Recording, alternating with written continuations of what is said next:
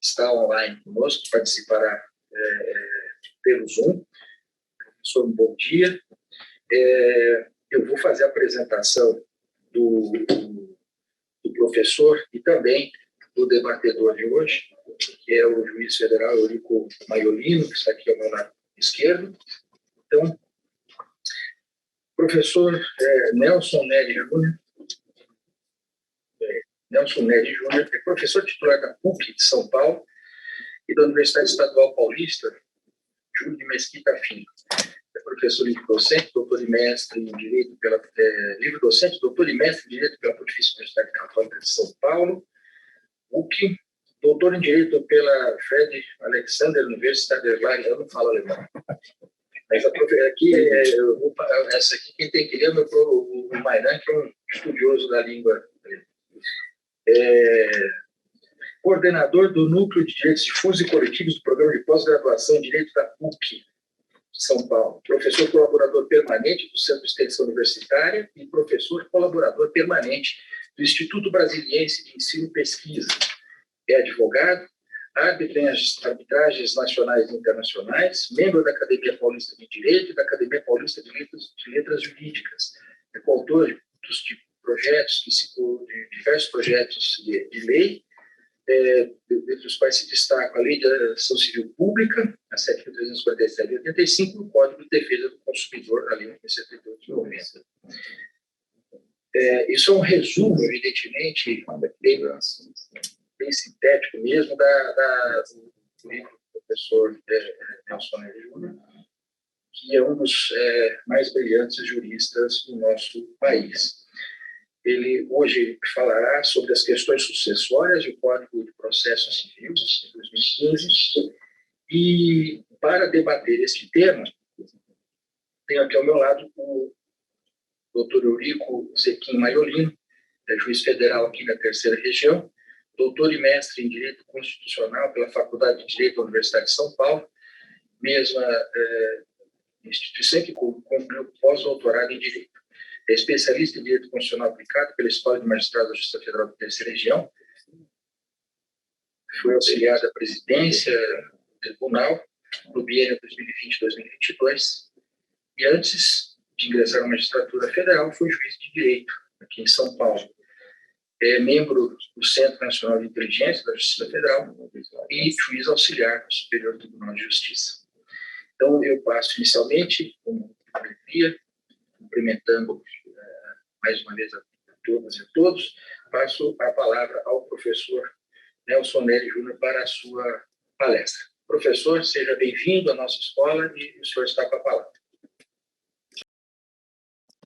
Bem, bom dia a todos.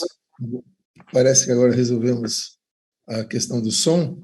Então, para mim, eu vou começar de novo a nossa exposição. Eu agradeço muito o convite que me foi feito pela Escola da Magistratura do Tribunal Federal Regional da Terceira Região. O convite esse que foi feito por mim, a mim, pelo desembargador federal Mairan Maia Júnior, que está compondo a mesa de trabalhos, uma pessoa de quem eu cumprimento todos os que estão na mesa e os que estão nos vendo e ouvindo via internet e aqueles que estão presencialmente no auditório do Tribunal Regional Federal da Terceira Região. Me foi proposto o tema dos aspectos processuais do direito das sucessões, neste seminário em comemoração aos 20 anos do Código Civil, aprovação do Código Civil. Foi aprovado em 2002, 20 anos, mas entrou em vigor em janeiro de 2003. Então, nós estamos comemorando a aprovação e a sanção da lei que institui o Código Civil no Brasil. Muito bem. Uma primeira questão que eu separei aqui para nós debatermos é relativa à prescrição e decadência das pretensões que podem ser deduzidas em juízo no tema do direito das sucessões. Então, vou falar das ações de cunho patrimonial, principalmente a ação de petição de herança, e as ações que tratam de pretensões não patrimoniais,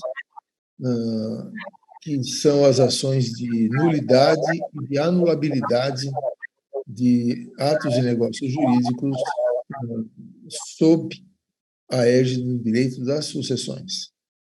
Bem, em primeiro lugar, a distinção que temos que fazer a respeito da extinção dessas pretensões de cunho patrimonial e de cunho de nulidade e de anulabilidade. Muito se tem dito, equivocadamente, ao meu ver, que prescrição e decadência são matérias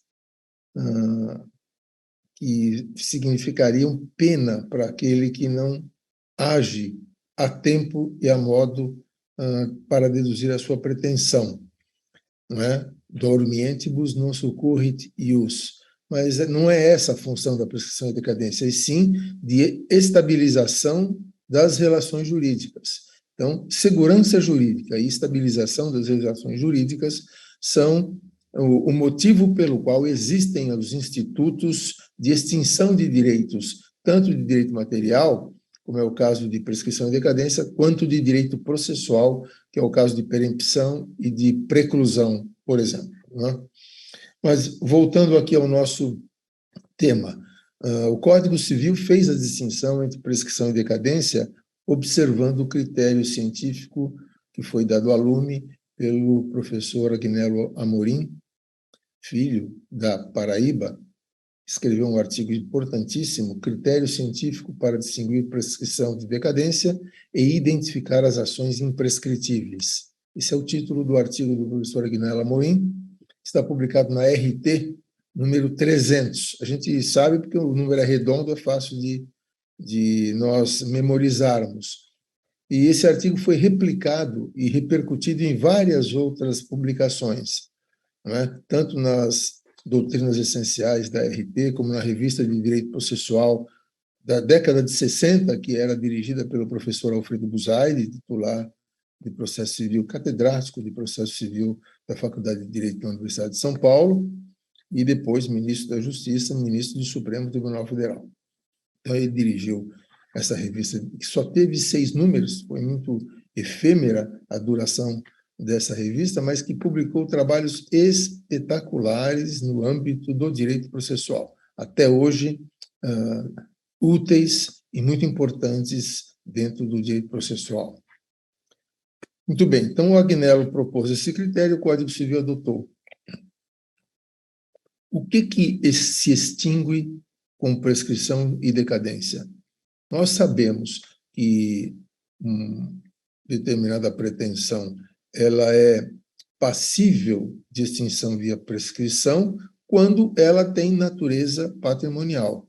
Então, toda pretensão patrimonial, como, por exemplo, ação de cobrança, ação de indenização, todas aquelas que têm a ver com direito patrimonial, elas estão sujeitas à extinção pela circunstância da prescrição. Então, prescreve a pretensão de natureza condenatória, aquela que tem como mote um direito patrimonial. E aquelas que não têm cunho patrimonial são sujeitas à extinção, essas pretensões, por meio do Instituto da Decadência. Não é? Por exemplo, as ações de rescisão, ações de anulação, essas ações normalmente as de natureza constitutivo, negativa ou positiva, não importa. Se for de natureza constitutiva, essa pretensão está sujeita à extinção pela decadência. E há pretensões que são, eu não vou dizer imprescritíveis, como o Agnello Amorim coloca no artigo dele, mas perpétuas, que não é que não estejam sujeitas à prescrição, também não estão sujeitas à decadência. Então, é mais correto, tecnicamente, dizer que essas pretensões são perpétuas e não imprescritíveis, ou indecadenciáveis, não caducáveis. Então, é melhor falar em pretensões perpétuas, que são aquelas que podem ser deduzidas por meio de ação declaratória. Então, toda pretensão de nulidade, não de anulabilidade, toda pretensão de nulidade está sujeita à extinção por decadência. E, melhor, não está sujeita à prescrição, muito menos à decadência, são pretensões perpétuas, aquelas que são causas de nulidade do ato ou do negócio jurídico.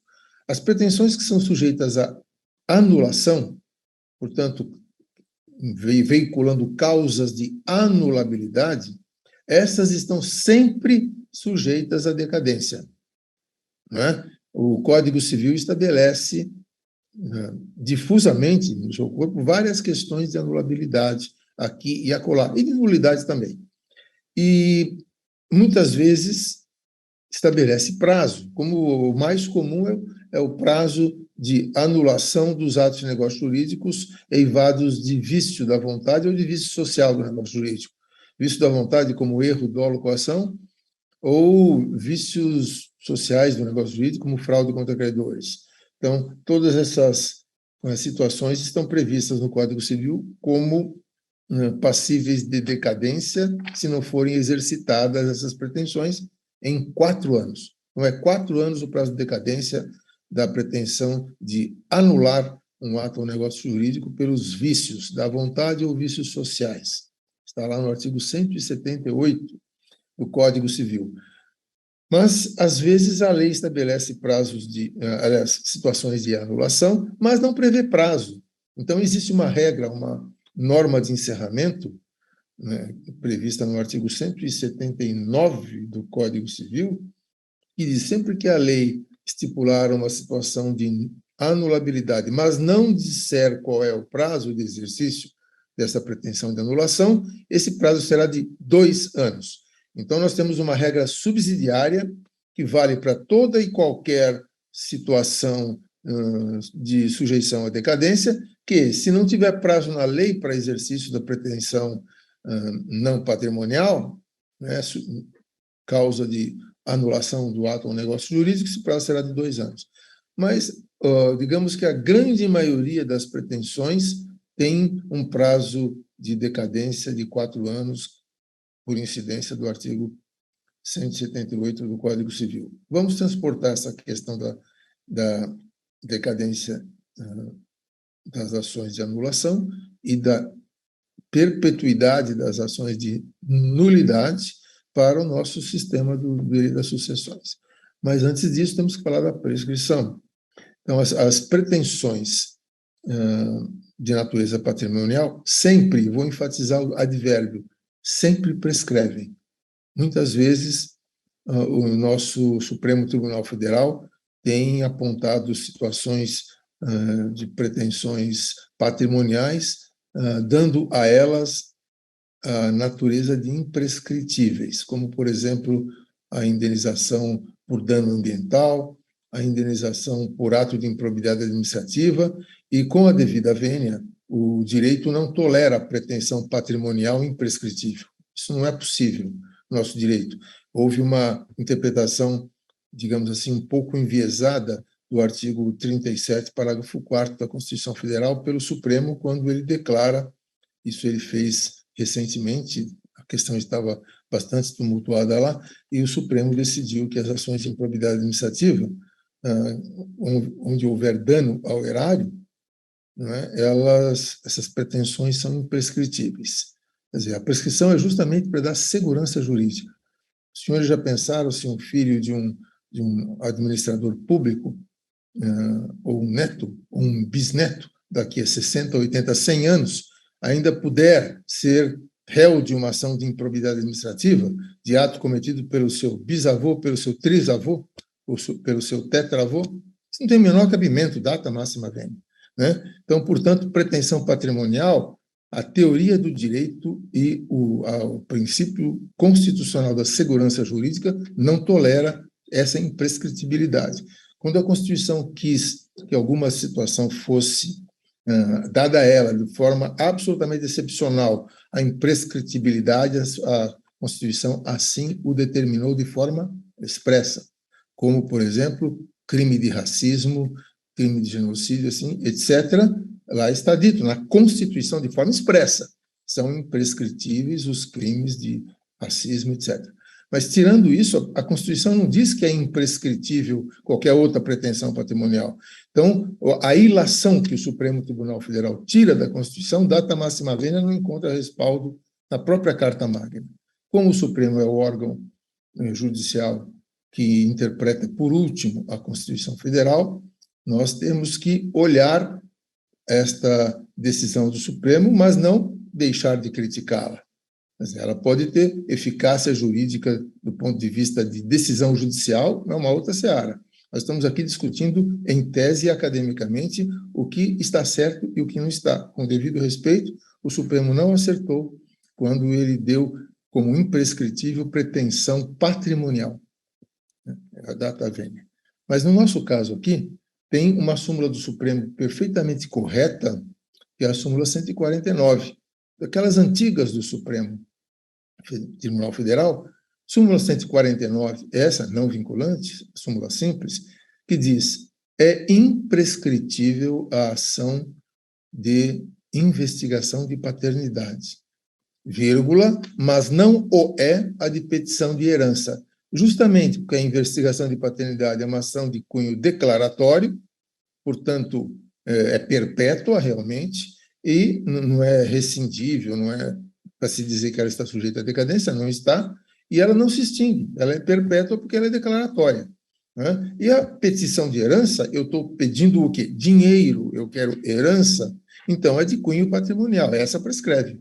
Então, súmula impecável, esta 149 do Supremo Tribunal Federal. Aqui, realmente, a Suprema Corte acertou com todas as cores e todos os matizes. Por que a investigação de paternidade é imprescritível? Porque ela tem conteúdo declaratório. Quer dizer, quando o judiciário diz, julgo procedente a pretensão de investigação, declaro que o autor é filho do réu, por exemplo, né? O judiciário apenas declara uma situação física pré-existente. Ele não ficou filho, o autor não ficou filho porque o judiciário declarou, ele já o era desde a concepção, evidentemente. É que a declaração pelo Poder Judiciário da paternidade de alguém, né, essa declaração produz eficácia jurídica plena. Então, daí vai sair um registro, a sentença vai ser registrada à margem do registro civil daquela pessoa, daquele autor, para constar que é filho do réu, né? Foi o investigado, a inação de investigação, vai ter direito à herança, vai ter direito a alimentos, enfim, são outras consequências.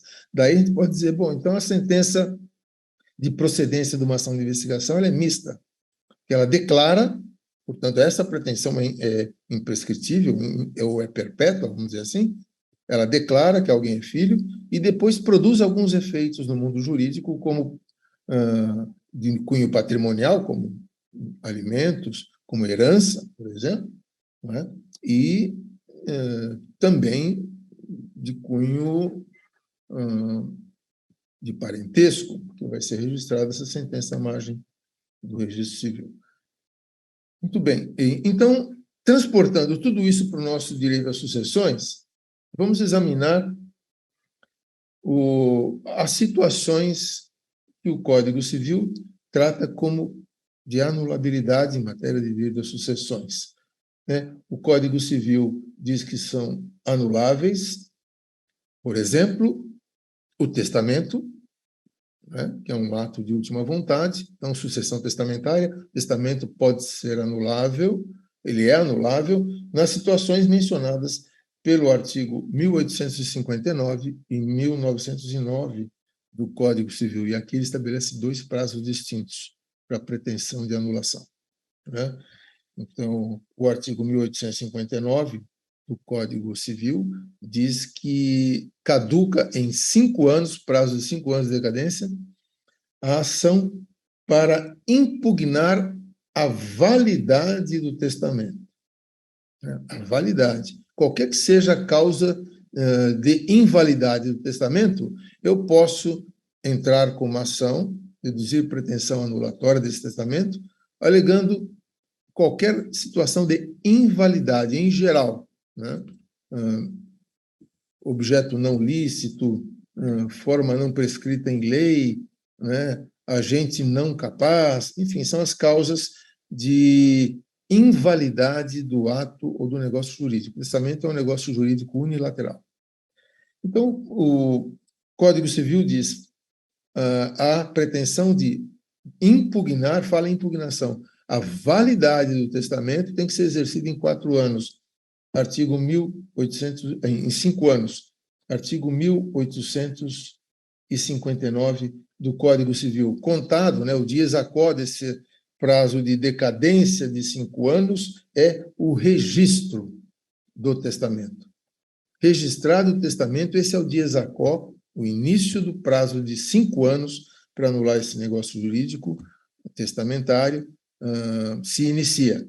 Então, vejam, é um prazo distinto, não é aquele prazo de 4 anos, do 178 do Código Civil. Para discutir a validade do testamento, 5 anos, a partir do seu registro, artigo 1859 do Código Civil. Ocorre que o 1909 dá um outro prazo para a invalidação do testamento, não é? Então, o 1909 diz que a pretensão de anular o testamento por erro, dolo ou coação, só esses 3 vícios, que são os vícios da vontade. Erro, dolo ou coação, o prazo para se anular um testamento eivado de um desses vícios é de 4 anos. Então, vejam, invalidade em geral do testamento, 5 anos para entrar com a ação. Invalidade por vício da vontade, erro, dolo e coação, 4 anos. As previsões estão em artigos distintos do Código Civil, daí o intérprete tem que tomar bastante cuidado, né? Então, estamos falando do 1859 e de 1909. E, no 1909, ele diz que é anulável o testamento em 4 anos por erro, dolo ou coação, e dá o dies a quo igualmente como faz o artigo 178, inciso 1 do 178. Quando é que se conta o prazo de 4 anos para anular um ato ou negócio jurídico? Então, aqui, esse dies a quo vale para qualquer anulação de ato ou negócio jurídico do 178 e vale para anulação do negócio jurídico testamentário por erro, dolo e coação do 1909. O dies a quo é igual. A partir de quando, então, se contam esses 4 anos? Da coação, no dia em que cessou a coação, é o inciso 1. Do erro dolo, fraude contra credores, estado de perigo, lesão, etc., né? Dia da realização do ato ou negócio jurídico. E 3, se for um ato de incapaz, na data em que cessa a incapacidade. Então, o Código Civil dá o dies a quo, o início do prazo. E aí nós temos que confrontar esse início de prazo com o 189 do Código Civil, que é a regra da actio nata. Nascida a pretensão, né, ou ocorrida a lesão, nasce a pretensão. Então, a partir da lesão conhecida, nasce a pretensão para se exercer qualquer medida decorrente daquela lesão ou ameaça de lesão. Então, o que nós podemos fazer? Será que vale o 189, pura e simplesmente, em face de um testamento anulável? Ou eu tenho que partir do dies a quo previsto aqui no artigo 1909 do Código Civil, e do 178 também? Então, a jurisprudência é muito vacilante nessa área e é muito tolerante. Então, não, se a pessoa desconhecia o vício, então é a partir do conhecimento que se dá a accionata, o 189 do Código Civil. Só que a accionata do 189 do Código Civil é uma regra geral. Se nós temos uma regra específica que dá especificamente qual é o dies a quo do prazo de extinção, prescrição ou decadência, não é? Nós temos que observar a data, o dies a quo dado pela lei, e não o conhecimento do fato e a accionata lá na frente. Então, é a segurança das relações jurídicas. É para isso que veio a prescrição e a decadência. Ou vieram, e não é de hoje, são institutos bastante antigos, que o direito com eles convive há muito tempo, sempre com a ideia da segurança das relações jurídicas, né, e da justiça mesmo, porque não é possível que uma pretensão fique embaixo de uma espada de Damocles que pese sobre sua cabeça e né, que não lhe dê segurança para tocar a sua vida, digamos assim. Né? Muito bem. A partir dessa conceituação, então, das pretensões de anulação do testamento, e se o testamento for nulo, aí não tem prazo de prescrição nem de decadência, e porque a pretensão aí é perpétua. Se ele for nulo, se for anulável, qualquer situação de invalidade, 4 anos, 5 anos. E por invalidades específicas do vício da vontade e erro da alocuação, 4 anos.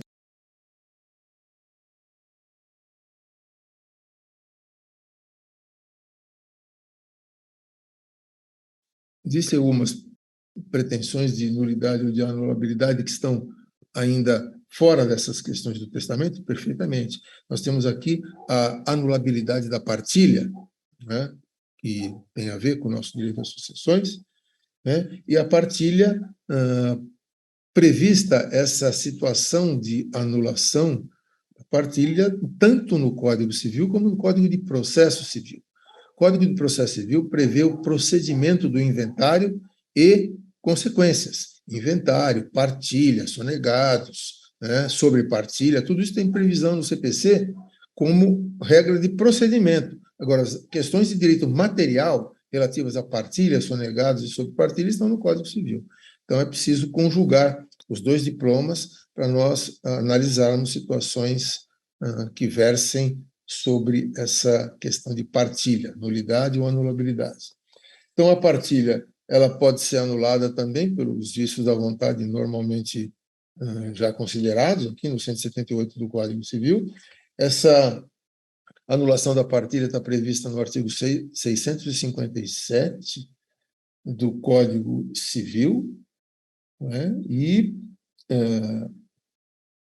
o Código Civil tem uma peculiaridade relativamente à partilha, que ele menciona também uma situação de anulabilidade dessa partilha no artigo 2027, vou até abrir aqui o Código Civil, no 2027, parágrafo único. Então, é uma regra bastante específica, essa da anulação da partilha. Por isso aqui nós temos que abrir aqui o Código Civil para dar aos senhores a redação da lei. Artigo 2027, a partilha é anulável pelos vícios e defeitos que invalidam, em geral, os negócios jurídicos. Esse é o caput do 2027. Ocorre que o parágrafo único diz: extingue-se em 1 ano o direito de anular a partilha. Então, se o caput diz que qualquer causa de invalidade de ato ou negócio jurídico é possível de ser alegada como uma ação de anulação de partilha, ele não dá 4 anos para se anular essa partilha, ele dá 1 ano. Então, é um prazo de decadência, não é de prescrição. Então, porque nós estamos querendo invalidar uma ação constitutiva negativa, então, essa pretensão é exercida por meio de uma ação constitutiva negativa, desconstituição da partilha, portanto, o prazo é de decadência, 1 ano e não 4 anos. Os vícios são os mesmos do negócio jurídico, lá do 178 do Código Civil, mas o prazo para exercimento, 1 ano, segundo o artigo 2027 do Código Civil. Então, vejam, senhores, que nós temos essa questão de prazo muito difusamente colocada no nosso sistema legal, tanto no CPC quanto no Código Civil. Em vários dispositivos tem previsão a respeito dessa situação de prazo, né, de anulação do ato ou do negócio jurídico com direito das sucessões. Agora, eu não falei do prazo de prescrição, falei que era a prescrição, a questão da anulação da petição de herança, mas não diz qual é o prazo. A lei não prevê. Quando a lei não prevê nenhum prazo de prescrição, aplica-se a regra geral do 205 do Código Civil, que é o prazo decenal, 10 anos. Código de 16 do Clovis Bibilaco, o prazo era de 20 anos, o prazo máximo de prescrição, e agora esse prazo foi reduzido à metade. Então, pelo nosso direito civil, pretensão que se exerce mediante ação condenatória tem prazo de prescrição máximo de 10 anos. É o prazo da ação de petição de herança. eu posso pedir herança dentro de 10 anos. Contados do quê? Então, existe uma jurisprudência a respeito da investigação de paternidade, no sentido de que, se alguém for declarado filho por conta de uma procedência de ação de investigação de paternidade, é a partir do trânsito em julgado dessa sentença de investigação de paternidade, de procedência, é que se começa a contar o prazo de 10 anos de prescrição para o então declarado filho exercer a petição de herança. Então, aqui sim, existe um dies quo fixado de forma jurisprudencial. Então, é pretoriana a fixação desse prazo de prescrição para exercimento da pretensão de petição de herança. Muito bem, vejam quantas coisas nós já falamos sobre ação de anulação, de anulabilidade, assim por diante. E agora existe uma outra pretensão ainda, que eu não falei, do direito das sucessões, que é relativa à exclusão de herdeiro e deserdação. Dois institutos distintos, deserdação é uma coisa, exclusão de herdeiro é outra. A exclusão de herdeiro está prevista no artigo 1814 do Código Civil e que se dá por causa de indignidade. Então, o Código Civil diz quais são as causas de indignidade que podem excluir alguém da condição de herdeiro, diferentemente da deserdação, que é um outro instituto. Então, essa exclusão de herdeiro ela só pode ocorrer por meio de ação judicial. O artigo 1815 diz: só por sentença alguém pode ser excluído da condição de herdeiro. Então, havendo uma causa de indignidade, prevista lá no 1814 do Código Civil, aí sim o interessado pode propor uma ação para excluir aquele indigno da condição de herdeiro. O que é deserdação? É completamente diferente. Esse instituto está previsto no artigo 1961 do Código Civil, que diz que a deserdação é, vamos dizer assim, a deposição de alguém da condição de herdeiro necessário, portanto, da legítima. Então, excluir alguém da legítima significa deserdar essa pessoa. E só se pode deserdar por testamento, por exemplo, havendo causa. Sem causa, não se é possível deserdar alguém. E essa causa só pode ser demonstrada por meio de ação. Ninguém deserda alguém senão por ação judicial. Causas de deserdação estão ali, previstas no Código Civil. Mas eu não posso deserdar alguém sem ação judicial, no sentido, exercer a pretensão de deserdação.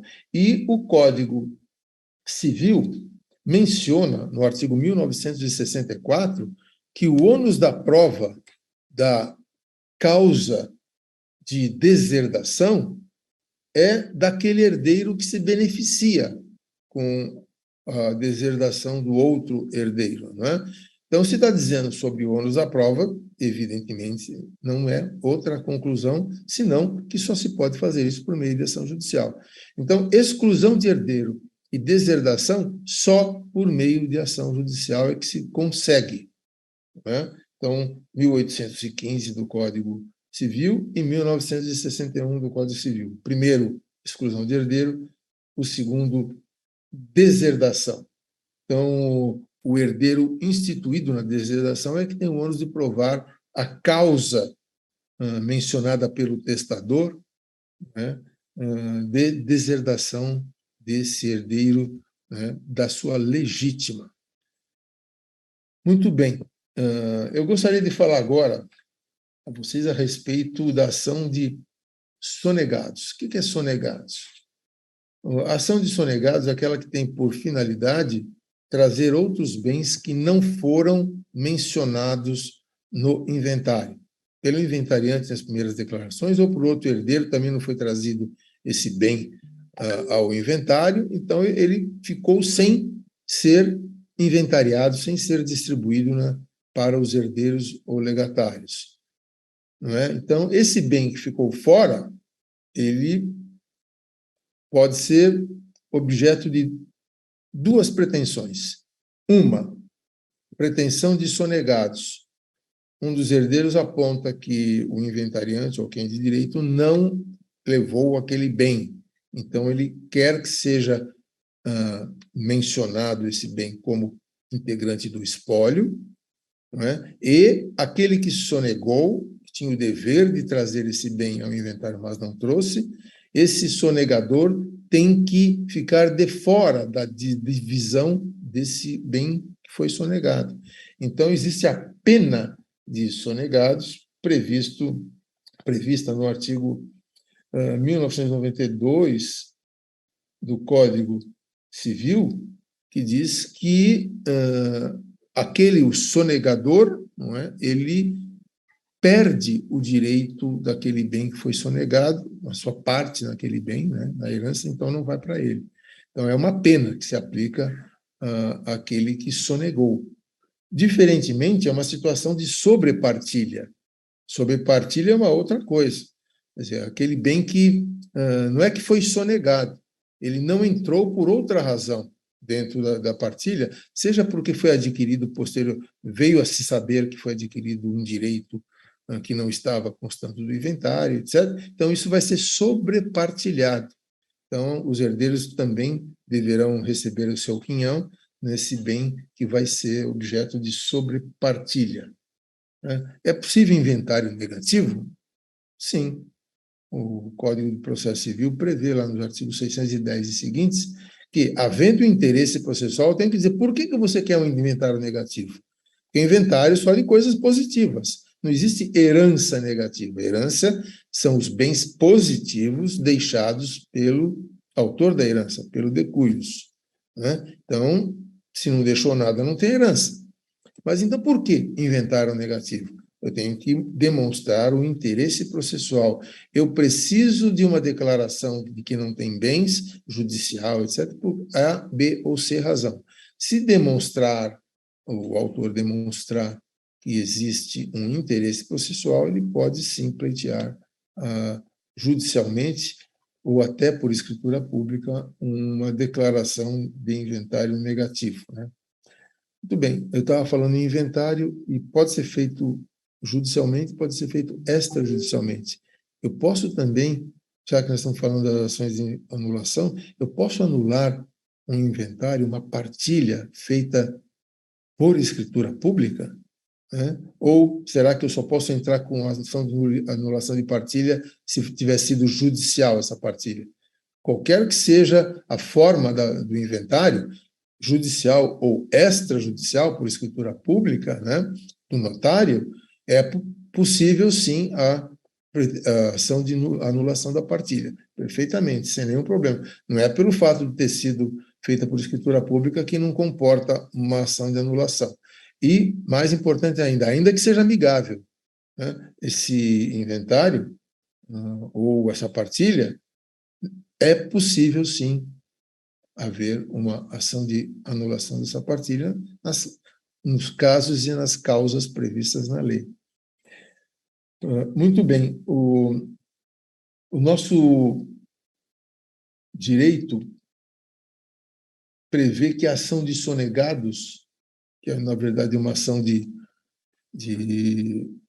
natureza patrimonial, né, que ela pode ser exercida desde que dentro de certo prazo. Qual é o prazo para exercimento da pretensão de sonegados? Não tem previsão na lei, então se aplica a regra geral do artigo 205 do Código Civil. Como sonegados é uma questão de direito patrimonial, sujeita à prescrição.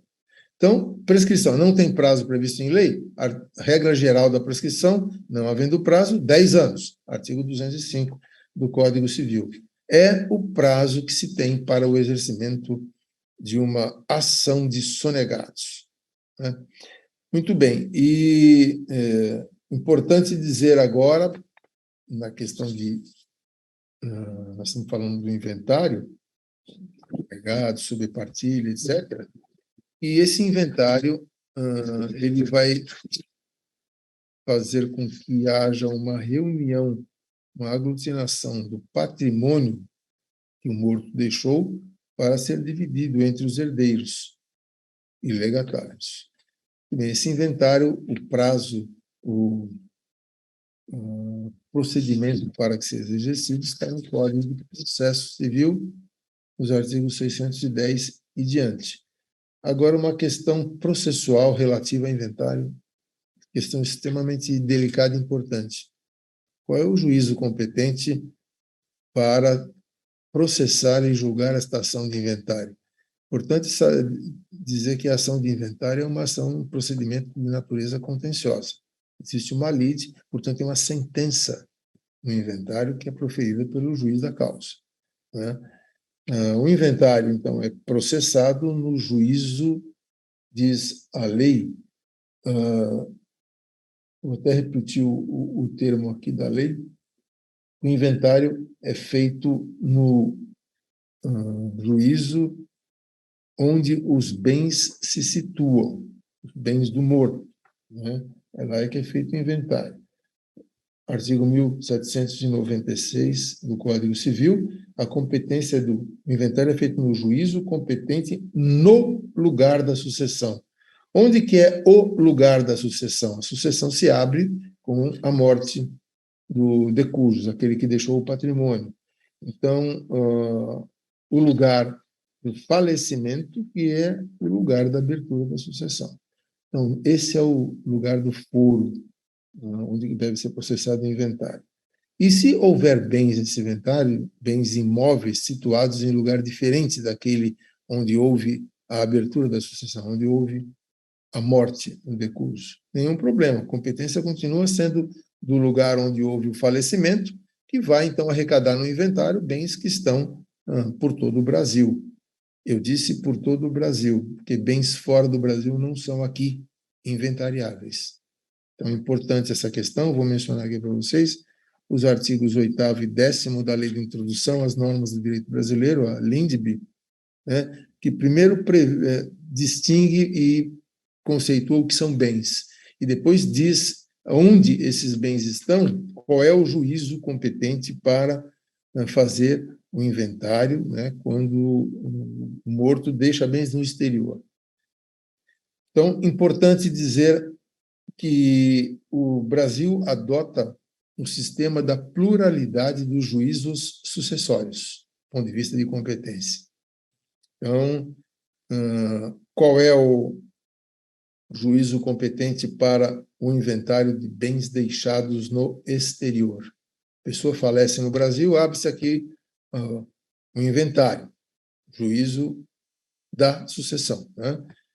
Como já vimos aqui, 1796 do Código Civil. Só que ele deixa bens também na Alemanha, no Japão, nos Estados Unidos, na Itália. Então, como que a gente vai fazer? Existe juízo universal do inventário?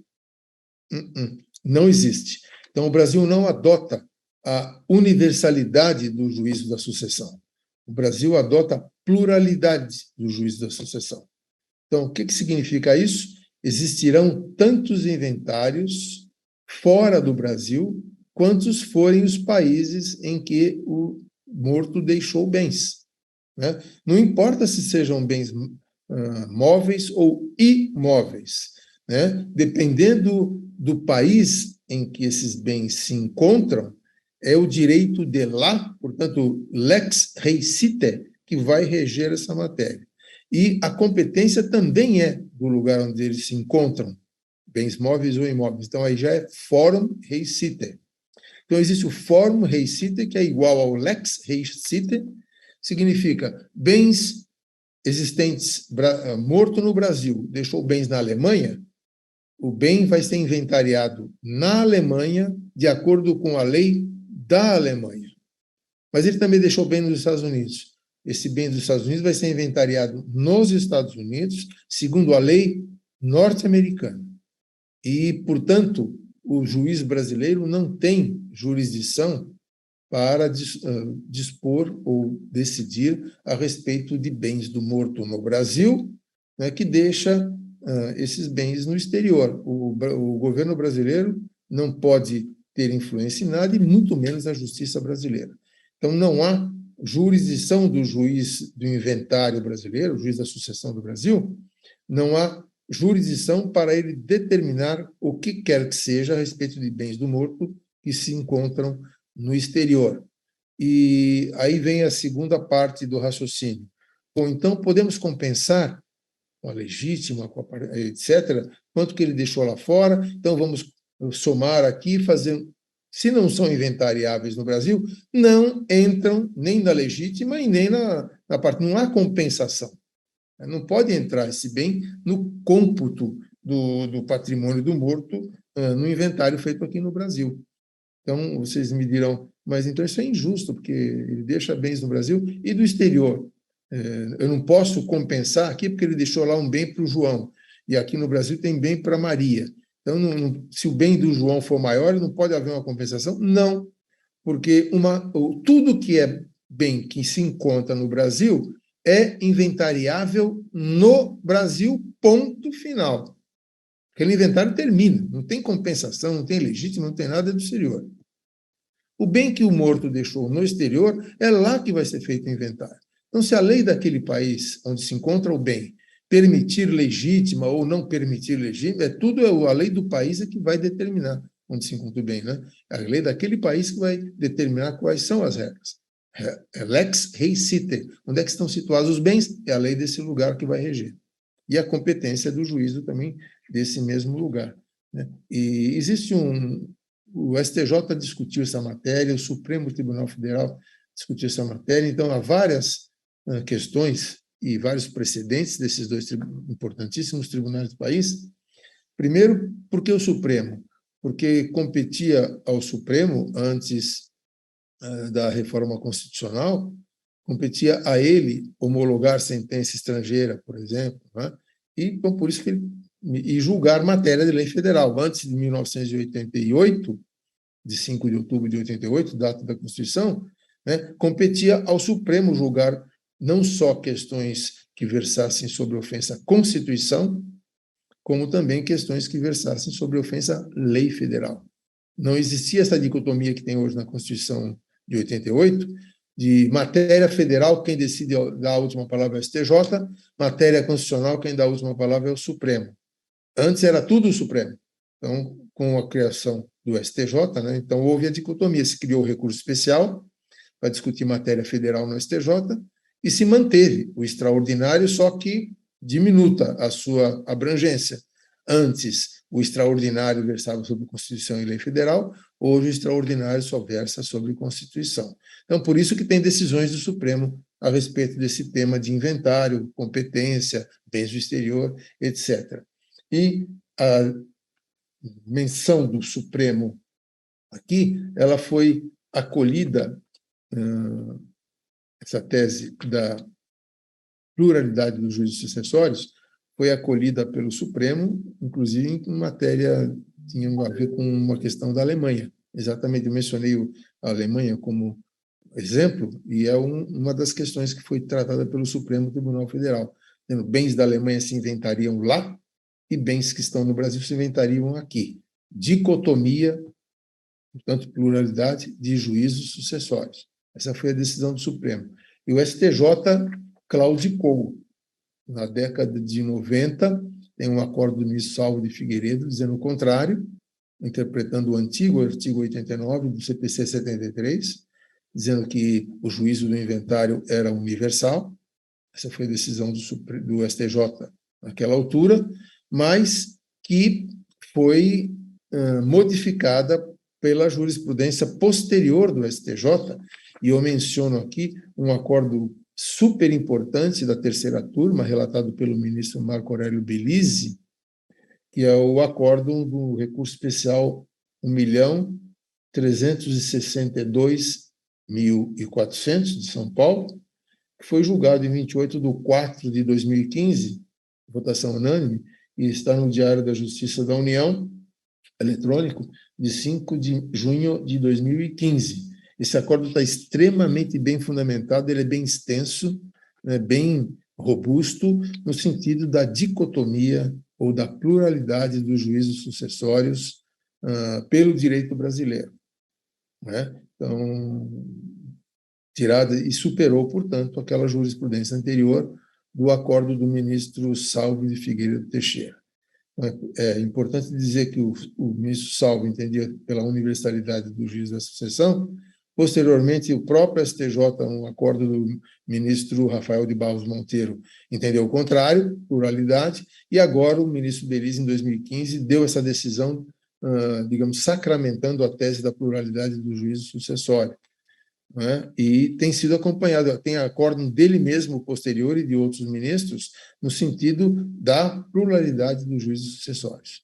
Então, o juízo brasileiro inventaria aqui os bens que o morto deixou no Brasil e nada tem a ver com o juiz estrangeiro. Então, se o juiz estrangeiro pedir informação do patrimônio do morto aqui no Brasil, o juiz brasileiro não deve dar, e o juiz brasileiro não pode pedir informação para o juiz estrangeiro sobre o que consta naquele país de propriedade daquele que morreu no Brasil.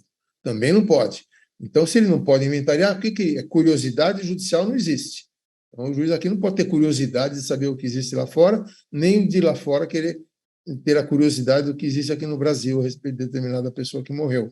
Né? Se os juízos não tem o juiz brasileiro não tem jurisdição sobre bem que o morto deixou fora, o juiz do estrangeiro também não tem jurisdição sobre o bem que o morto deixou aqui no Brasil. Né? Então, essa é digamos, a regra que...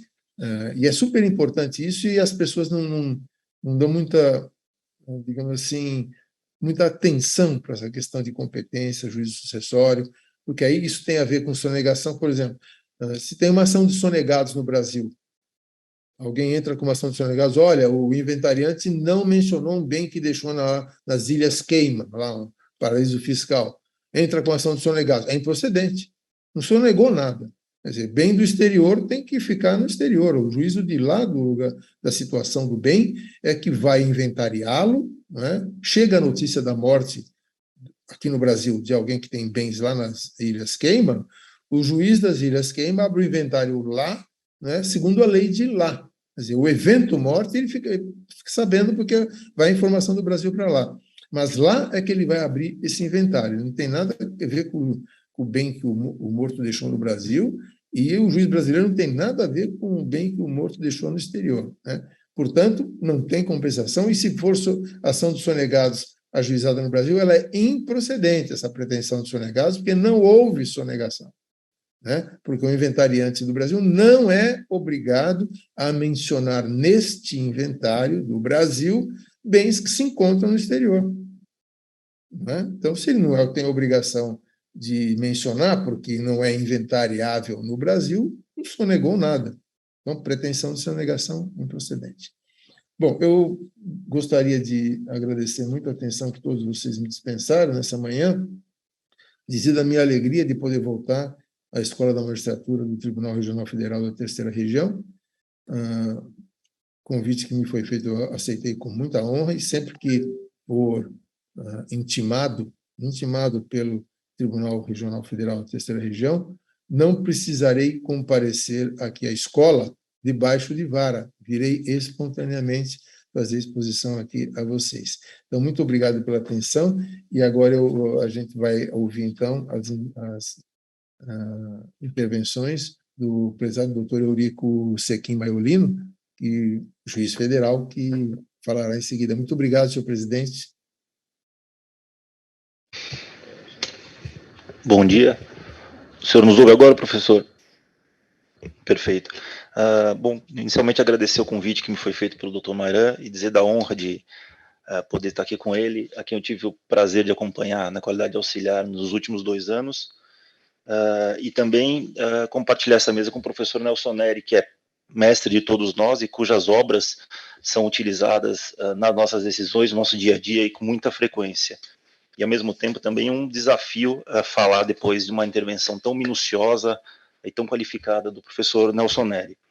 Professor, eu vou, se o senhor me permite, eu vou fazer um giro para tentar trazer essas questões sucessórias que, para nós, no dia a dia da Justiça Federal, parecem um pouco distantes para o nosso dia a dia. Então, eu tentei pensar da nossa atividade jurisdicional na Justiça Federal, onde são mais comuns essas questões sucessórias se revelarem.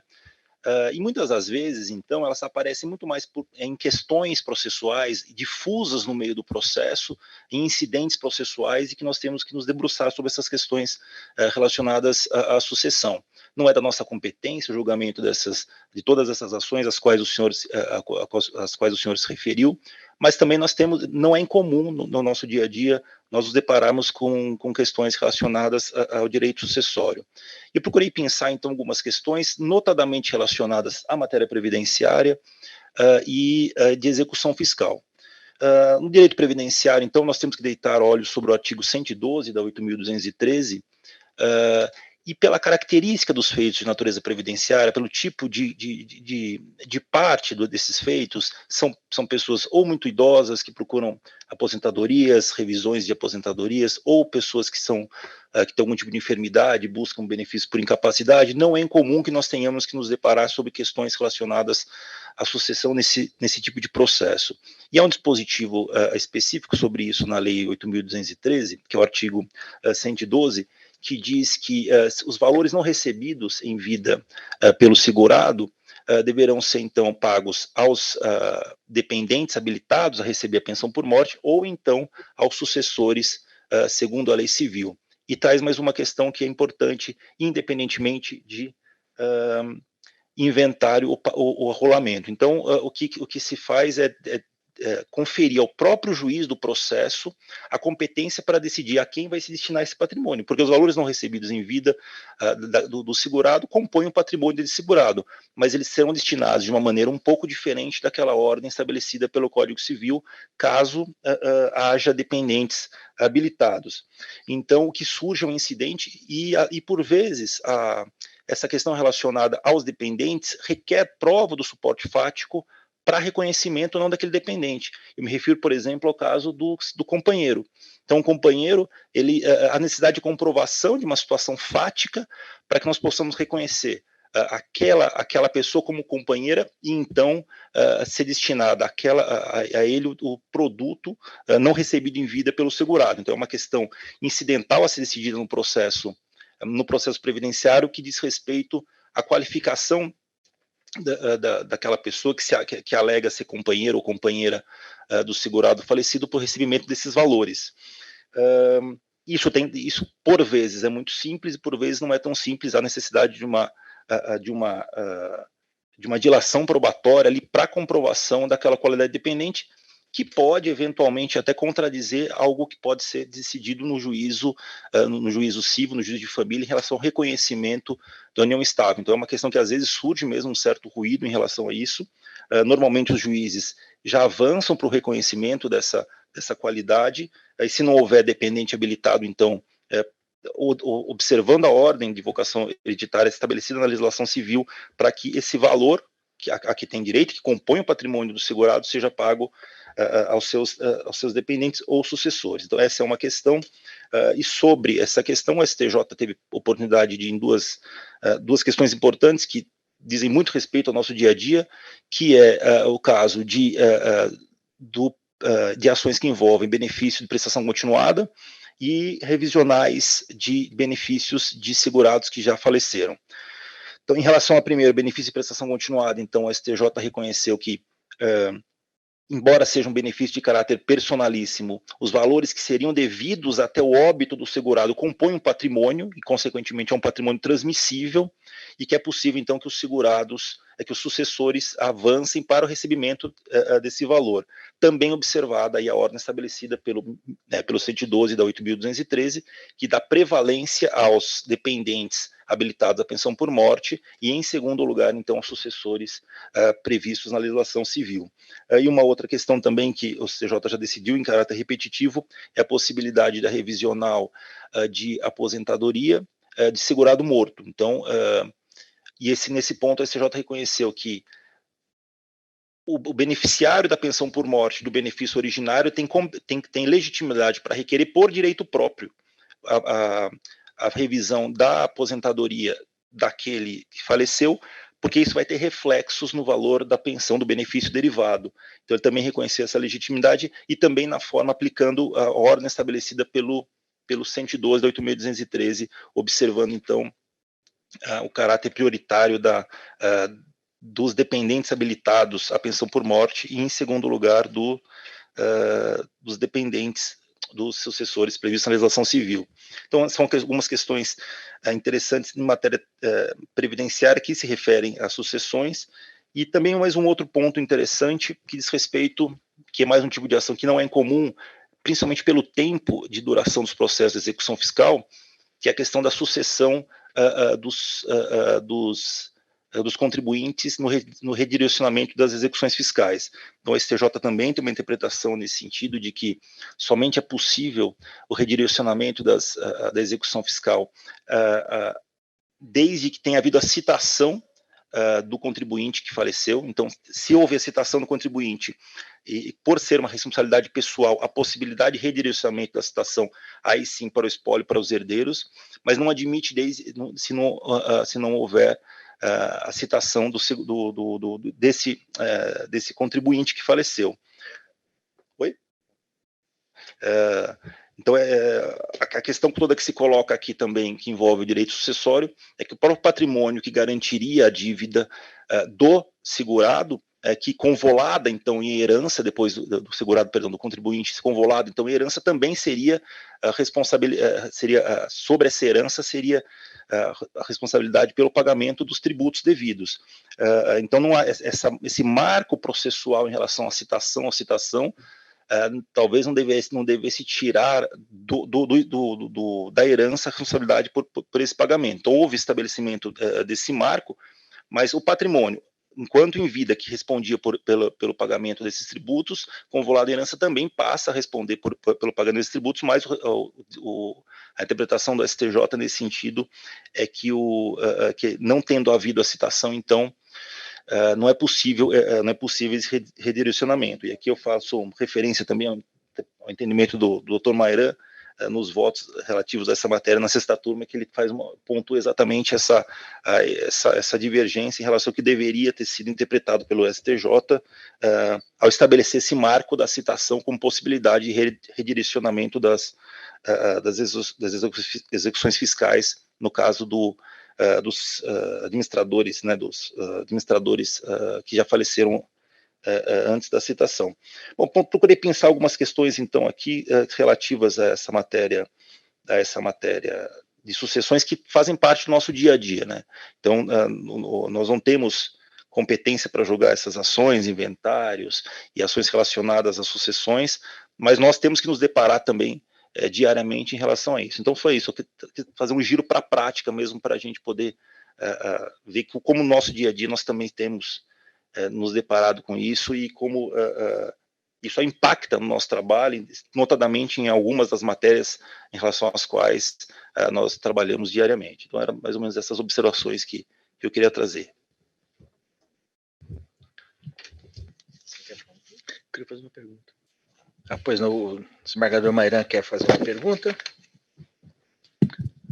Bom dia a todos. Inicialmente, eu gostaria de cumprimentar o professor Nelson Neri pela brilhante exposição feita em relação ao tema de efeitos processuais da sucessão, em especial abordando as questões de ações que discutem aspectos da sucessão, tendo como critério a fluência do prazo e o efeito da fluência do prazo nas manifestações de ações sujeitas à prescrição e decadência. Gostaria também de cumprimentar o Dr. Eurico Zequim Maiolino, que nos deu a honra de nos auxiliar durante o período da presidência, destacar uma vez mais a sua excelência no exercício do trabalho realizado e também destacar as questões que foram colocadas, que são próprias do dia a dia do juiz federal, que atua nas áreas previdenciárias e de execuções fiscais. Mas eu gostaria de aproveitar a presença do professor Nery para fazer um questionamento em relação a um dos aspectos que foi trazido na sua apresentação quanto ao início da fluência do prazo das ações que objetivam a desconstituição de testamento nos casos em que ocorra erro, dolo ou coação. O professor destacou, salvo assim entendi, que se aplicaria a fluência do prazo, como marco inicial da fluência do prazo disposto do artigo 178, ou seja, a data da prática do negócio jurídico.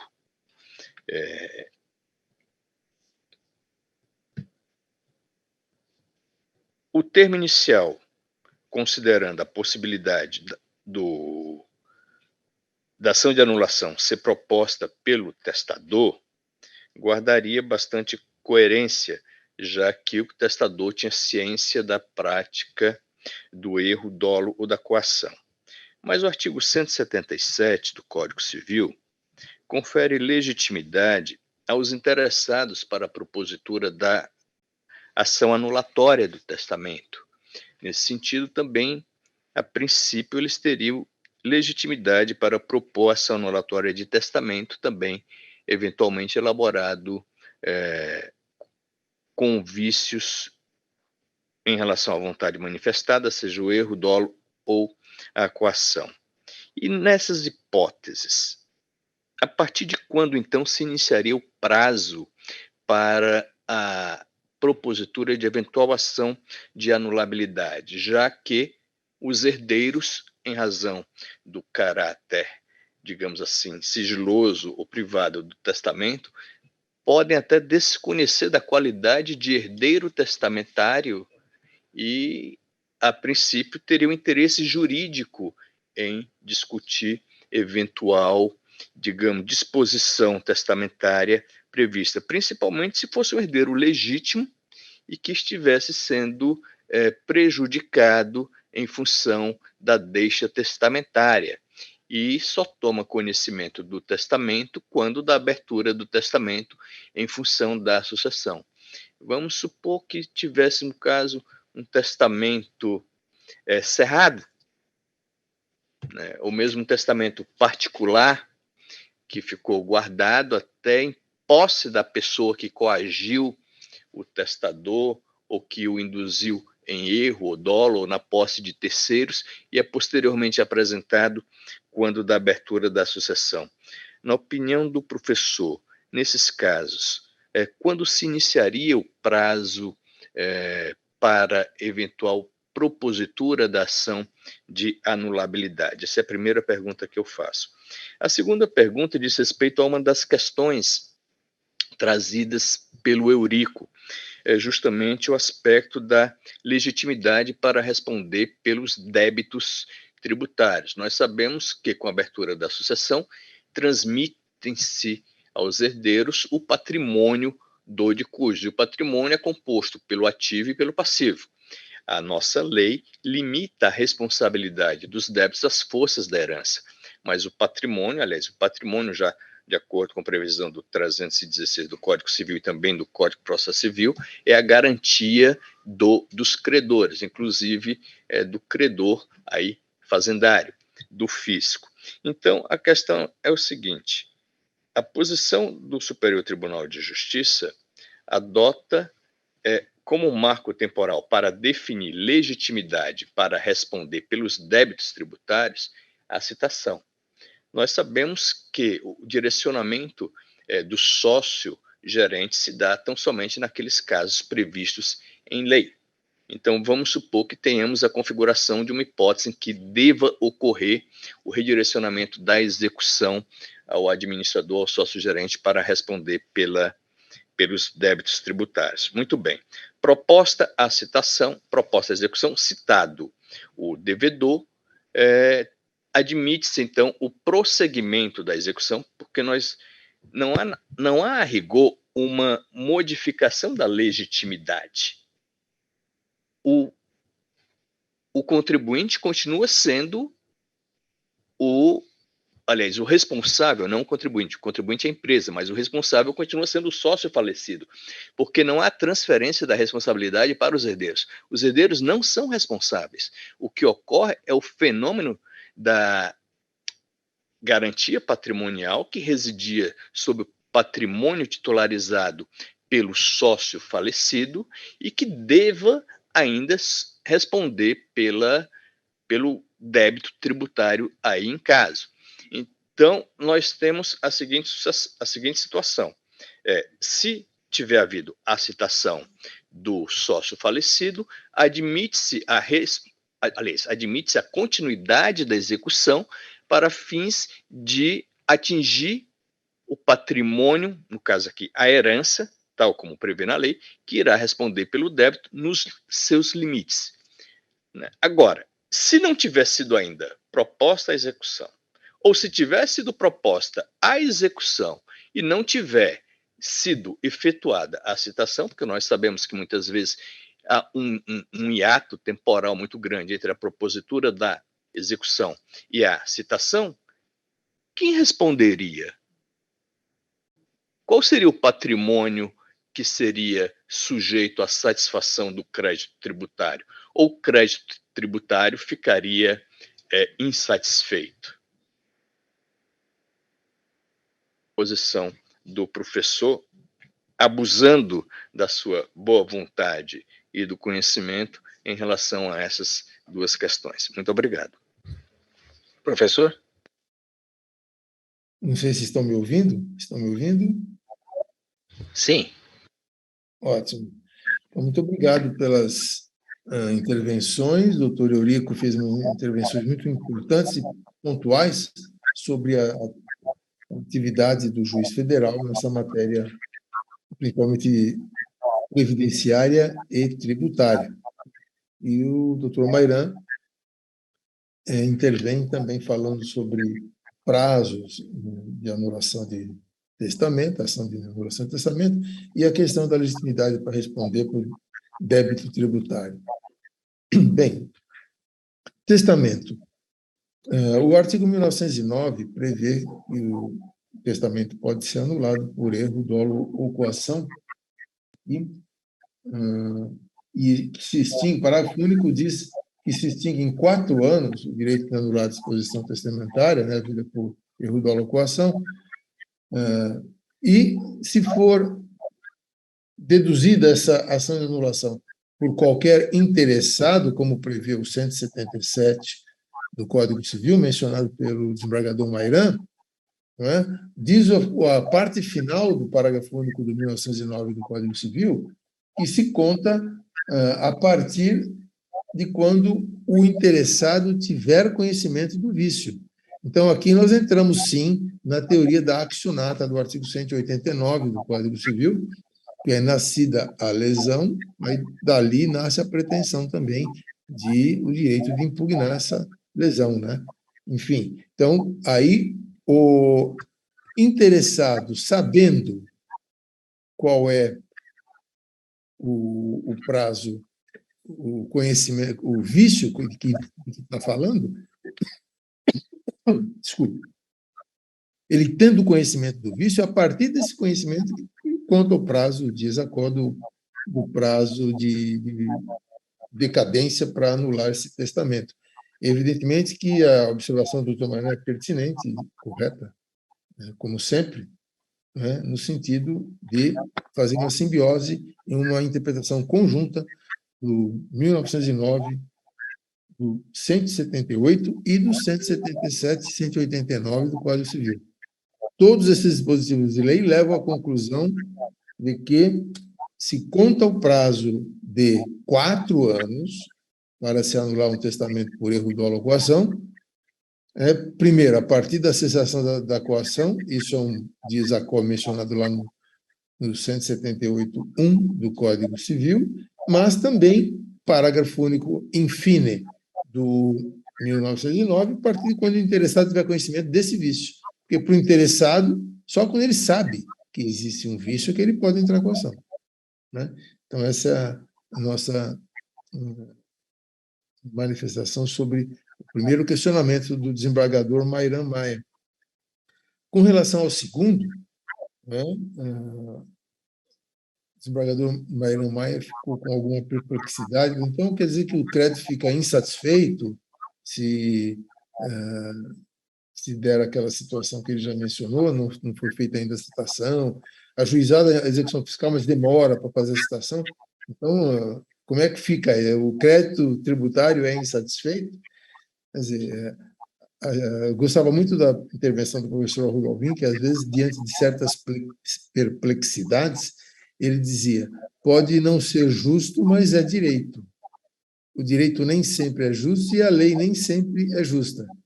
Não é? Agora, se é assim o direito, que fique sendo assim. Às vezes a gente pode ficar um pouco com alguma perplexidade. Mas veja, Sua Excelência tem razão quando diz: olha, o herdeiro não tem nada a ver com essa história. Lógico que não tem nada a ver. Quem responde, quando já há citação, na continuação da execução fiscal, é o espólio. Ele que é, digamos, a universalidade de bens, de direitos ou de débitos, né, que eram da atribuição do morto. Então, todo aquele que é credor do espólio, credor daquele que morreu, se habilita no inventário como credor. Olha, eu tenho aqui um crédito, ele faleceu, a herança é X, mas eu quero uma partezinha dessa herança porque eu sou credor. Então, aí vem o questionamento. Quer dizer que o fisco tem que se habilitar? Não, não há necessidade do fisco se habilitar no inventário. Mas o que ele pode fazer é responsabilizar o espólio, que é aquele que detém o conjunto da herança, né? E, como mencionou o desembargador Mairan, segundo o artigo 316 do Código Civil, o patrimônio é isso. Então, citado o sócio da empresa, depois vem a falecer, sim, o espólio vai responder pelo débito tributário. Acho que não é nem questão de legitimidade, aí realmente tem razão o desembargador Mairan. Eu não acho que seja coisa de legitimidade, é coisa de patrimônio, na verdade. Né? O patrimônio é que responde. Então, de quem é o patrimônio? Era do morto, mas ele faleceu? É o espólio, que hoje é o patrimônio dele. Então, esse espólio é que vai responder pela dívida tributária. Se, insisto, houver o evento mencionado pelo STJ na jurisprudência já cristalizada do tribunal, citação. Se não tiver citação, desculpe, mas o crédito vai ficar insatisfeito? Vai ficar insatisfeito. Se não há citação, eu não sou obrigado a saber que eu tinha esse débito, então eu não tinha. Se eu não estou citado, eu morto não fui citado antes, eu não sei que tenho esse débito. Se eu não sei, meu patrimônio não pode suportar alguma coisa que eu não sei que existe. Então, acho que ficaria, sim, antes da citação, esse crédito tributário insatisfeito. Muito embora nós estamos falando de sócio.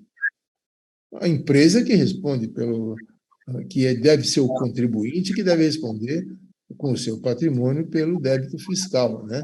Aí tem aquela situação do responsável tributário do Código Tributário Nacional, que é o sócio, etc. Mas o primeiro contribuinte, vamos dizer assim, titular do débito tributário é a empresa, né? Evidentemente.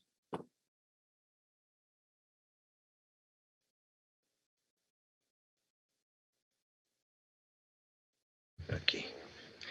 Muito obrigado, professor. Uma consideração, Mairan? Não, com relação à primeira questão, eu concordo inteiramente. Agora, com relação à segunda, eu peço a máxima vênia ao professor para entender que com a morte há transmissão imediata de créditos e débitos. Eu não preciso ter ciência que devo alguma coisa para responder por isso. Não é a ciência que torna o devedor compelido a responder patrimonialmente, mas a inexecução da obrigação, o inadimplemento. Então, aí nesse aspecto eu peço a máxima vez, né, o professor aí para divergir e entender que o espólio continua responsável pela dívida inadimplida. No caso aqui, é como garantidor de uma obrigação que foi inadimplida, na função de responsável. Afinal, a responsabilidade patrimonial, ela subsiste e decorre de força de lei.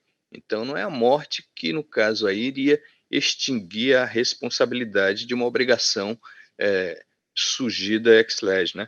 Então, nesse aspecto, eu peço a máxima vênia ao professor para dele respeitosamente divergir. Máxima vênia concedida. Muito generoso. Muito bem. Nós temos tempo. O Ricardo Nascimento, bom dia, Ricardo. Queria fazer uma pergunta ao professor. Depois, Como sempre, se houver alguma pergunta daqueles que nos assistem pelo Zoom, podem formular, que será feita.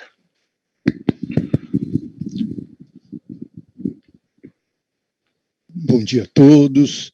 Professor Nelson, eu não poderia deixar passar essa oportunidade para cutucá-lo no melhor sentido da palavra, voltando à questão que foi suscitada pelo Eurico.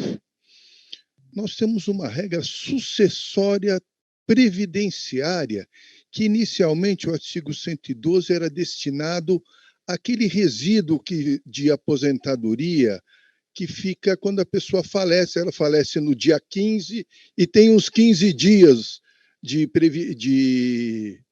resto de aposentadoria que fazia direito. Então, havia uma norma que os sucessores, para os habilitados para a pensão, para receberem esse resíduo. O STJ transformou isso numa regra, e a Justiça Federal, tudo numa regra sucessória, né? Então, nós temos boa parte das sucessões são disciplinadas por uma lei previdenciária. E habilitar, quando normalmente o segurado falece no decorrer do processo, é feita a habilitação decidida por sentença. A gente faz uma sentencinha bem curtinha, né? Incidentalmente habilitando o sucessor. Ocorre que primeiro, nós corremos o risco de decidir uma matéria extremamente complexa, dependendo do caso concreto, numa decisão incidental sem o devido a profundo exaurimento de prova, etc, etc. Segundo, nós podemos decidir pela lei previdenciária, vamos imaginar, desculpe estendendo a questão, mas vamos imaginar uma situação relativamente comum do segurado que falece, tem filhos e que teve segundas núpcias ou então uma união estável posterior. Falece, a companheira é a sucessora do benefício, que muitas vezes é o maior patrimônio que o segurado teve. Os filhos não teriam direito, maiores já, à sucessão. A pergunta é, apesar de, no juízo previdenciário, homologado o direito da companheira, é possível a revisão desta questão em outro processo onde haja uma análise mais exauriente da questão? Desculpa a extensão da pergunta, mas era necessária. Extremamente importante e interessante a questão levantada, que tem a ver com a prática mesmo do juiz federal, no dia a dia ali da questão previdenciária, né? Mesmo porque o artigo 112 da Lei 8.213, no final, ela diz, independentemente de inventário, regulamento e outras coisas. Quer dizer, seria aquela questão simples do juiz do previdenciário, que não dependeria de muitas altas indagações. Eu chamo a atenção para o inventário no juízo civil comum, não no juízo federal, porque o juiz do inventário resolve as questões também.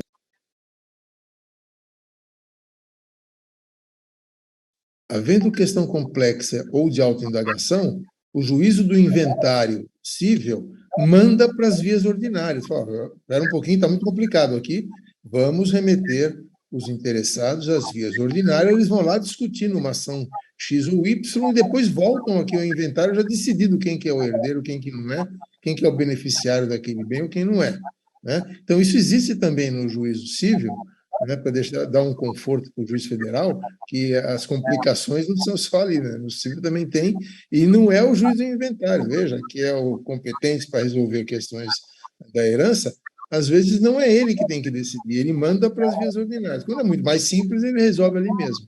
Então, acredito que o juiz federal, sendo coisa previdenciária mais simples, ele resolva ali com essa, o senhor falou em sentencinha, não é? Sentença, né? A sentença do juiz, ainda que de forma um pouco mais simples, mais abreviada, mas é uma sentença, né? E se tiver uma questão muito complicada, o que o juiz federal deve fazer, né? Se ele tiver que mandar a parte para outra via, né? A parte final do 112 diz que não precisa nem de inventário, nem de arrolamento, nada. Mas se for uma questão complexa, eu também acho que, quando se falou, olha, às vezes esse benefício pode ser o maior patrimônio do morto, né, do segurado. Às vezes é mesmo, né, vai deixar aquela... E a discussão? Eu tenho visto, eu não sei se isso corresponde à realidade do dia a dia dos senhores, mas eu tenho visto o juiz federal ele mesmo decidir quando há disputa entre companheira, ex-mulher. Esse é o próprio juiz federal que decide ali a questão de quem é ou quem para receber esse benefício, né? É deixado pelo segurado morto. Então, acredito que seja essa a função do juiz federal realmente. Quem que é o beneficiário?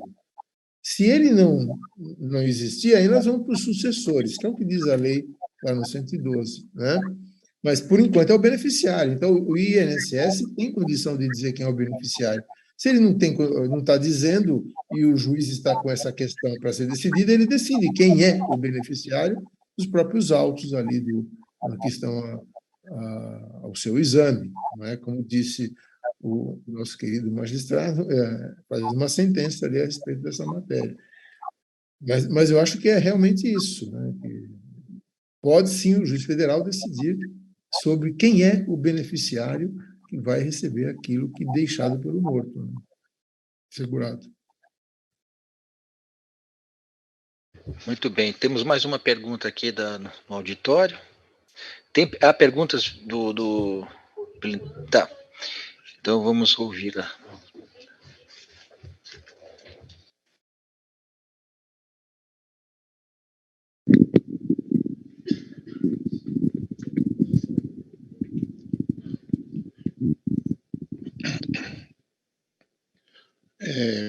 Bom dia, professor.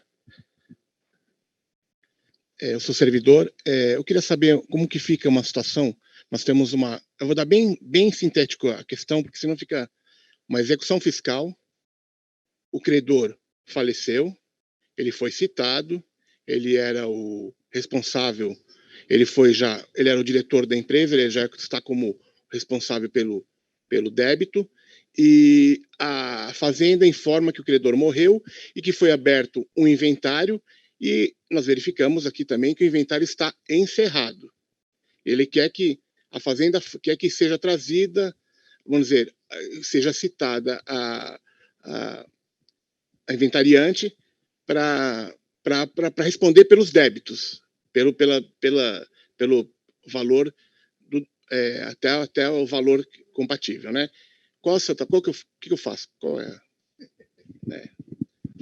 Ela traz o problema já assim, ela trouxe na execução fiscal, ela não foi mexer lá no inventário, o inventário está encerrado, é um inventário recente, que encerrado em 2019.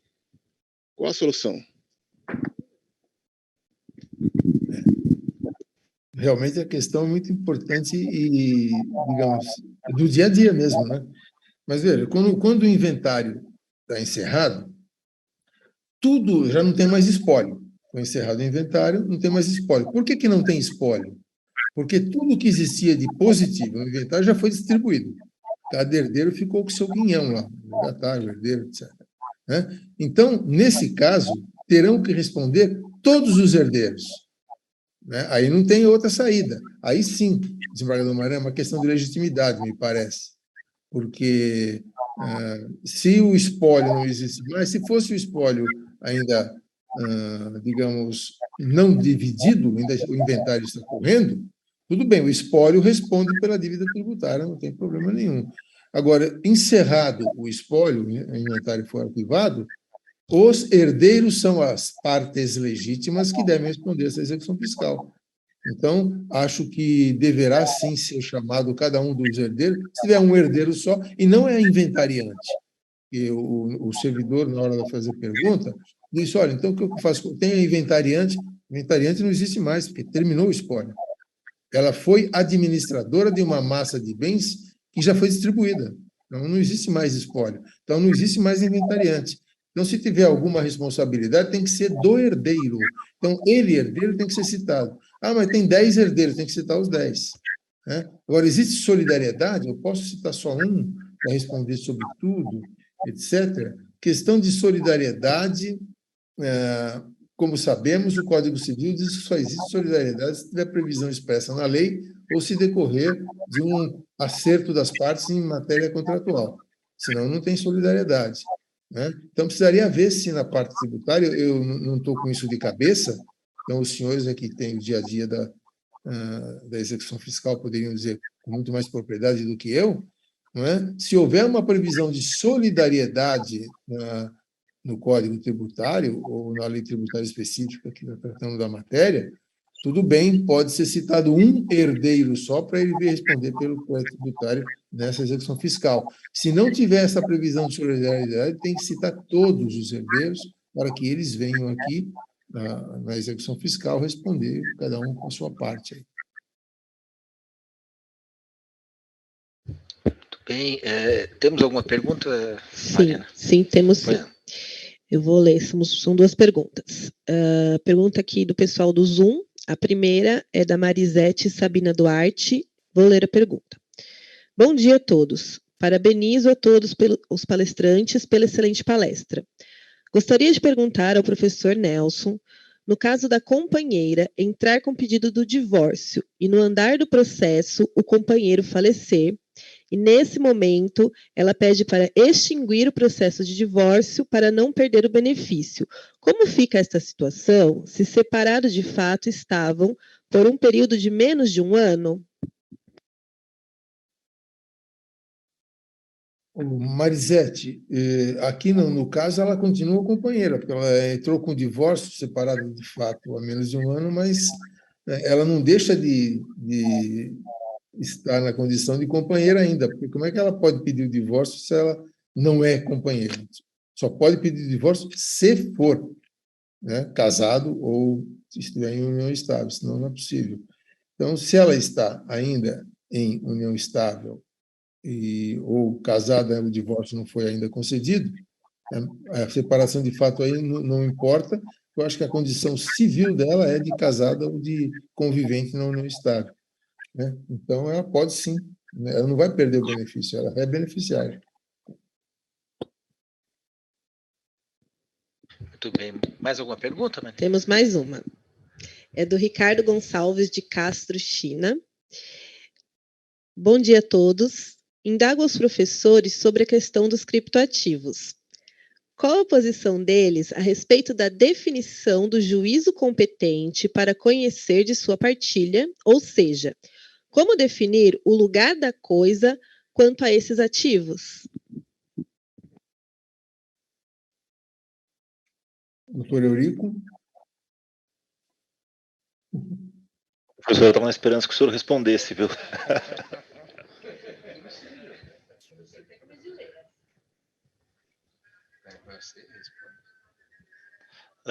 Olhando...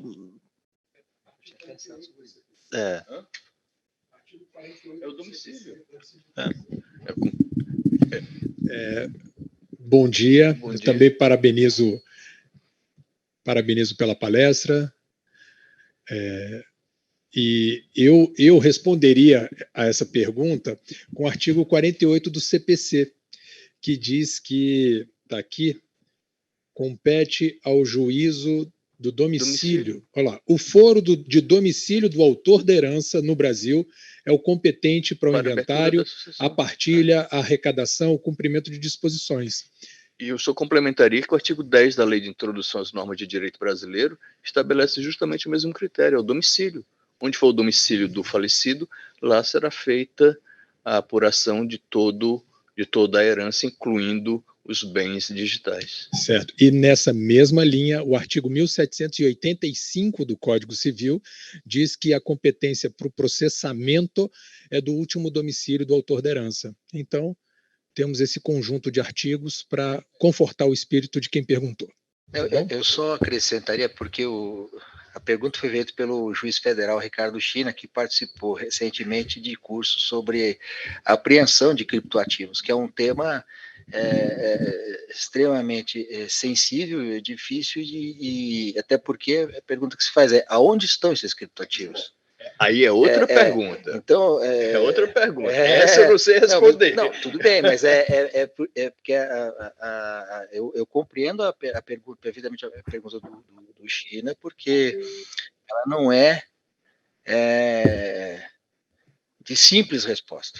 Mas eu partiria, esse pode ser um princípio, partir daí, daquilo que diz o professor Hércules, o professor Mairan, mas eu acho que o problema é um pouco mais complexo. Não, são duas questões. Onde estão os criptoativos, né? Essa eu não sei responder. Agora, onde se abre o inventário, onde se abre a sucessão e deva ser arrolado como patrimônio os bens digitais, e aí no caso os criptoativos, é no lugar do domicílio do falecido, no caso do último domicílio do falecido. Se tiver no token, a coisa até... Aí são duas situações que a gente tem que separar. Aí, se me permite fazer uma glosa em tudo que foi falado, vejam que interessante que o debate todo mundo complementa, cada um fala um pouquinho e vamos complementando a resposta ao Dr. Ricardo China.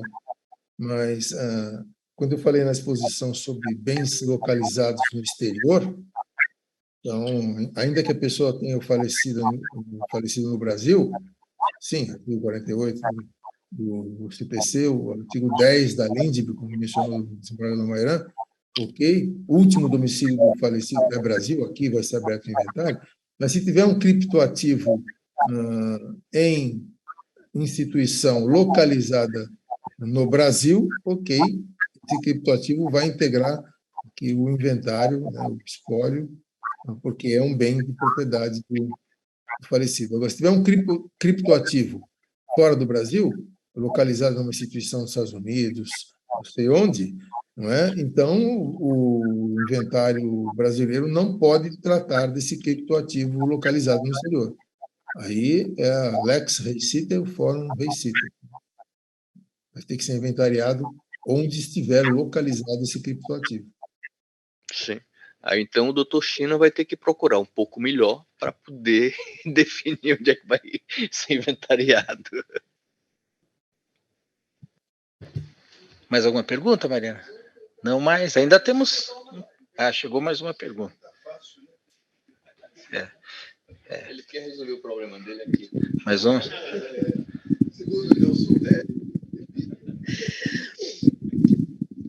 Chegou uma pergunta da Giovana Aparecida Lima.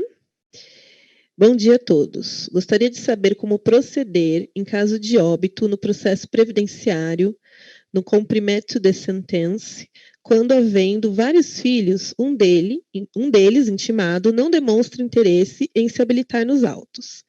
Nesse caso, a execução se processa apenas em relação aos filhos que se habilitaram?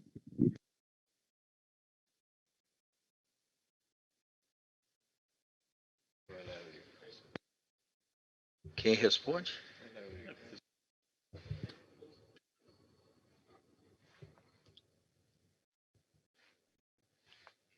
Eurico.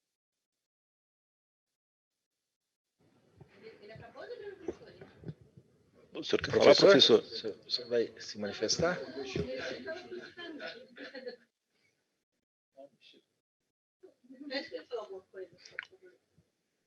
senhor está ouvindo, professor? Professor, está ouvindo? Ninguém quer responder a pergunta da doutora Giovana? Agora a mesa está aqui procurando quem responde, mas o Eurico vai... Não. Daí essa questão não é incomum, porque às vezes os segurados realmente eles falecem, nem sempre é comum encontrar os filhos, né? O que aí depende muito, o juiz vai acabar tendo que decidir concretamente ali. O que tem ocorrido é quando todos esses eventuais sucessores ou dependentes habilitados não comparecem, o juiz acaba liberando para aqueles que compareceram, né?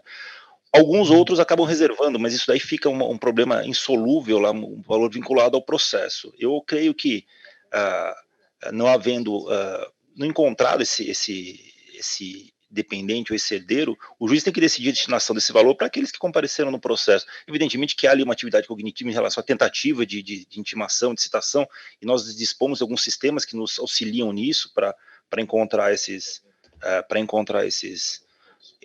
dependentes ou sucessores, mas enfim, de qualquer forma tem que decidir qual que é o destino do valor. Na minha opinião, ele não comparecendo, ele libera os valores para aqueles que compareceram, evidentemente tendo havido uma diligência aqui em relação a esses outros que eventualmente não demonstraram interesse em receber esses valores. Né? Eu acho que é mesmo por aí como o doutor Eurico está dizendo, porque a questão é mais pragmática do que jurídica, né? Porque juridicamente teria que se procurar realmente os herdeiros, quem são os beneficiários ali. Não sendo possível, eu acho que o esgotamento de uma diligência razoável, né, deve ser demonstrada nos autos, mas o dinheiro não pode ficar ali. Eu acredito, doutor Eurico, que essa questão da reserva não seja uma coisa muito produtiva, nem, digamos, pragmática. O dinheiro vai ficar lá, não vai nunca ninguém aparecer para pegar esse dinheiro. Então, acho que deve mesmo ser destinado a quem está ali com interesse demonstrado nos autos. Né? Muito bem. Eu acho que já estamos quase no horário aqui. Eu quero simplesmente agradecer ao professor Nelson Neri Júnior pela sua disponibilidade de participar deste seminário. Faço esse agradecimento em nome da Escola de Magistrados da Justiça Federal da Terceira Região e do Tribunal Regional Federal, aqui da Terceira Região. Quero também agradecer ao meu colega, amigo Eurico Maiolino, a todos os que nos assistiram aqui, assistem ao seminário aqui no auditório e também pelo Zoom. Mais uma vez também agradecer ao Mairan pela coordenação deste seminário, um tema riquíssimo de questões e, como comentávamos há pouco aqui, ainda também um tanto desconhecido em muitos aspectos e seus desdobramentos, especialmente naquela zona de intersecção com temas da nossa competência aqui na Justiça Federal. Então, eu quero, fazendo este agradecimento, também agradecer ao pessoal do apoio aí, que tem se desdobrado nas dificuldades que surgem, como eu costumo brincar, né, José Roberto, Mariana, quem sabe faz ao vivo, né, a gente tem que, as coisas vão acontecendo e a gente vai tentando ajustar, e eu estou firme na esperança de que no próximo ano, com novas instalações, com novos equipamentos, nós vamos melhorar muito isso e diminuir o máximo possível eventuais falhas que possam acontecer, em razão pela qual também peço a compreensão de todos por essas falhas que são evidentemente involuntárias. Então, dito isto, eu encerro este painel e convido a todos para a continuidade do seminário às 14 horas. Muito obrigado e até daqui a pouco.